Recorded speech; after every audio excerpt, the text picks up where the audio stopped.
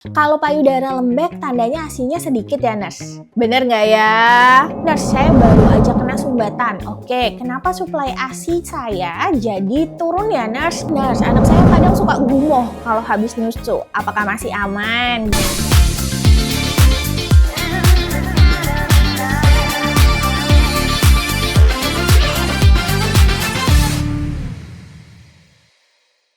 Halo Mama Papa, ketemu lagi sama saya Nurse Almira. Sekarang aku mau jawabin pertanyaan-pertanyaan yang sering banget sama para mama tanyain di kelas ASI Mastery. Nah, sekarang kita masuk ya ke pertanyaan yang pertama.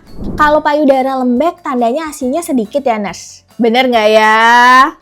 Hayo, gimana nih Mama Papa? Sebenarnya payudara yang lembek itu belum tentu nggak ada ASINya. Bisa jadi dipengaruhi sama gimana posisi sama pelekatannya si kecil. Mungkin si kecil posisi pelekatannya belum tepat. Ini yang bikin kita ngerasanya kayaknya ASINya sedikit deh. Kok kayaknya si kecil nggak kenyang-kenyang ya? Kok kayaknya dia nyusu terus ya? Jangan-jangan si kecil emang lagi growth spurt. Atau bisa jadi karena dia mulai bingung puting. Nah, ini yang bikin kita ngerasa kayaknya payudaranya nggak ada isinya deh. Terus ditambah lagi kalau mama sama pumping biasanya hasilnya juga jadinya kayaknya dikit deh. Kok nggak banyak ya? Karena kita udah terlanjur ngeliat para mama yang bisa dapetin full tank terus. Padahal mama sambil DBF. Ya jelas waktu pas di pumping hasilnya pasti cuma sedikit. Kan udah dihisap sama si kecil. Jadi kadang payudara yang lembek belum tentu nggak ada ASINya. Tapi bisa jadi faktor-faktor yang tadi, pelekatannya belum sesuai, alat pumpingnya belum cocok, si kecil mungkin mulai bingung puting, atau jangan-jangan usia si kecil semakin besar. Jadi kita udah nggak ngerasa lagi payudara bengkak, penuh, kenceng. Tapi tetap ada ASINya. Nah, kita masuk nih ke pertanyaan yang kedua. Nurse, saya baru aja kena sumbatan. Oke, kenapa suplai ASI saya jadi turun ya, Nurse? Nah, biasanya ketika ada sumbatan atau clog ini, biasanya ASINya menurun dulu. Kenapa? Karena alirannya tadi nggak lancar. Kita lagi mau ngelancarin lagi nih aliran ASINya mama. Jadi yang paling penting setelah sumbatan, mama tetap susui si kecil sesering mungkin. Kalau mama yang pumping berarti frekuensinya tetap dijaga. Jangan sampai ada skip-skip pumping lagi. Karena kalau ada skip pumping atau pelekatan si kecil belum tepat, ini yang bikin produksi ASINya mama ya semakin menurun.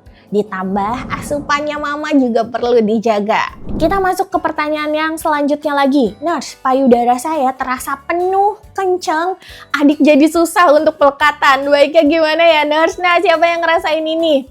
Betul banget mah, ketika payudara mama itu bengkak, biasanya si kecil tuh jadi susah buat melekat. Kenapa? Karena elastisitas dari payudaranya mama, putingnya dan juga areola itu jadi berkurang. Jadi dia meregang, nah jadi tambah kaku. Si kecil makin susah buat ngisap di payudaranya mama. Jadi merosot lagi.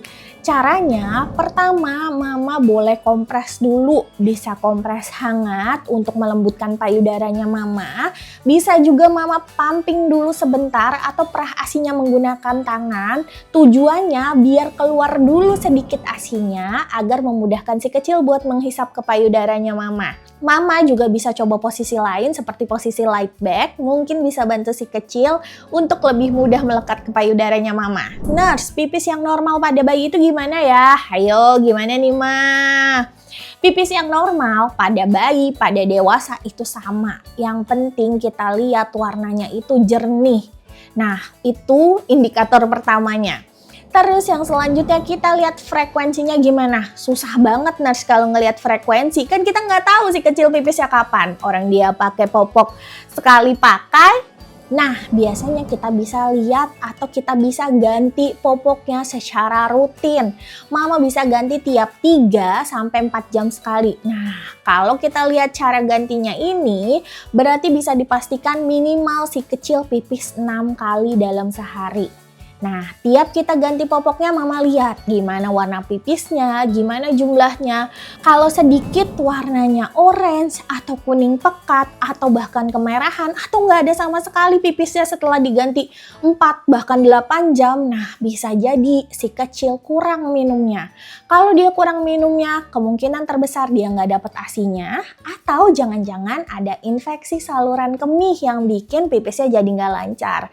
Nah, biasanya ini jadi indikator si kecil itu mengalami dehidrasi. Oke, kita lanjut ke pertanyaan selanjutnya.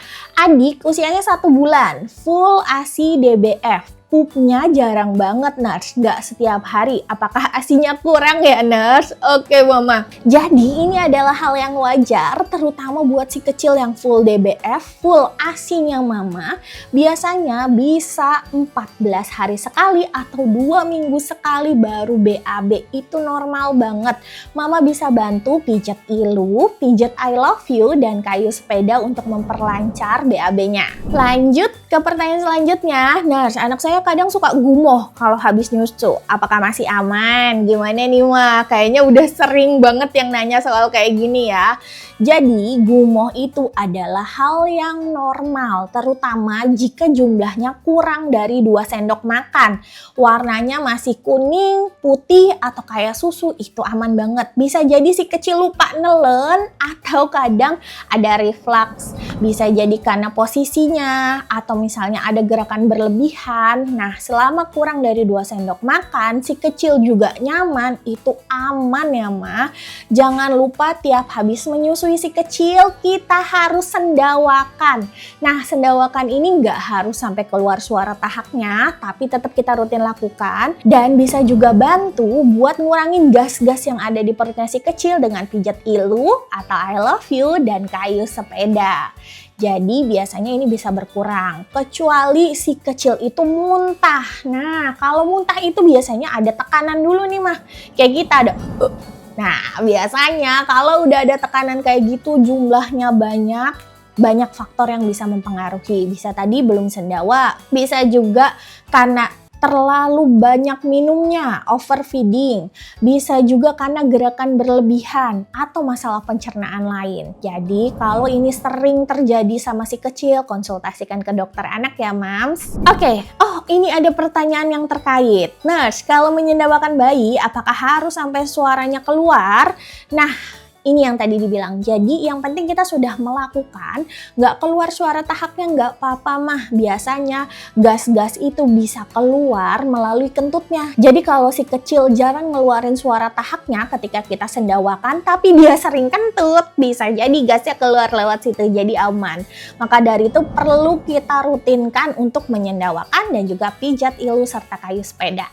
Lanjut lagi, Nurse, anak saya usia 1 bulan. Kenapa minta nyusu terus ya, Nurse? Padahal udah kenyang dan udah sendawa tapi terlihat belum puas. Ayo, ada yang tahu nggak ini kenapa si kecil nih? Yups, betul, growth spurt, Mams. Jadi bisa jadi si kecil lagi growth spurt atau dia lagi mau kejar kenaikan berat badannya. Biasanya fase ini itu ada sampai usia sekitar 6 minggu, ada beberapa yang bilang sampai usia 3 bulan, sering berulang. Jadi ini adalah hal yang wajar, tinggal kita penuhi aja, susui kanan kiri sampai dia puas, itu boleh banget. Jangan lupa bener tetap disendawakan biar nggak jadi muntah. Terus kalau dia masih rewel, coba peluk dulu, skin to skin dulu, tenangin dulu, nanti tawarin lagi. Jangan lupa Mama harus deketin cemilan dan juga minumannya Mama. Jangan sampai Mama yang dehidrasi nantinya. Pertanyaan selanjutnya, Nurse, anak saya usia 2 bulan, saat usia adik 3 bulan, akan saya tinggal kerja, oke. Saat ini adik lebih nyaman diberikan ASIP dengan pipet, Nurse. Apakah boleh, Nurse, nanti saat saya tinggal kerja ASIP diberikan dengan pipet? Boleh banget ya, Mama, malah ini bagus dan direkomendasikan dibandingkan menggunakan botol dot. Jadi aman, kalau si kecil mau pakai pipet, oke banget, tinggal caregivernya harus kita ajarin. Masuk ke pertanyaan yang terakhir, Nurse, kalau bayi diberikan empeng, apakah bisa bikin jadi bingung puting? Yes, betul banget, Mah. Kenapa sih? Karena kita bisa lihat ya, Mah, bentuk empeng itu seperti apa, menyerupai botol dot, di mana nipple-nya itu cukup panjang atau lebih maju, dan biasanya ini memberikan rasa nyaman, ketenangan sama si kecil. Nah, ketenangan ini ada yang bikin kita jadi seneng, karena si kecil biasanya nangis terus, ini jadinya nggak nangis-nangis, jadi lebih tenang. Tapi yang akan hilang adalah sinyal lapar dan kenyangnya si kecil. Kenapa bisa hilang? Karena dia udah nyaman, dia udah ngerasa ngenyok-ngenyok di mulutnya ini. Dia udah terpuaskan. Ketika dia lapar, oh yaudah dia ngenyok-ngenyok lagi aja. Padahal dia nggak dapet apa-apa. Nah, ini yang bisa bikin laparnya tuh jadi hilang. Sama kayak kita kalau lapar, terus kita tunda, nanti aja deh makannya. Lupa sarapan misalnya. Nanti aja deh makannya, nanti aja deh gitu ya. Sampai nanti makan siang kita juga nggak akan ngerasa lapar lagi. Nah sama, si kecil juga kayak gitu. Dan bahayanya kalau buat si kecil, dia nggak punya cadangan nutrisi apa-apa nih mah.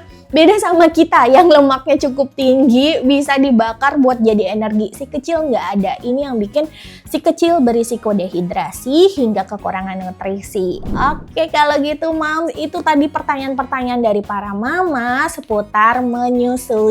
Buat para mama dan papa yang ingin menanyakan seputar mengasihi MPASI, boleh tulis di kolom komentar ya. Sampai ketemu di pertemuan selanjutnya.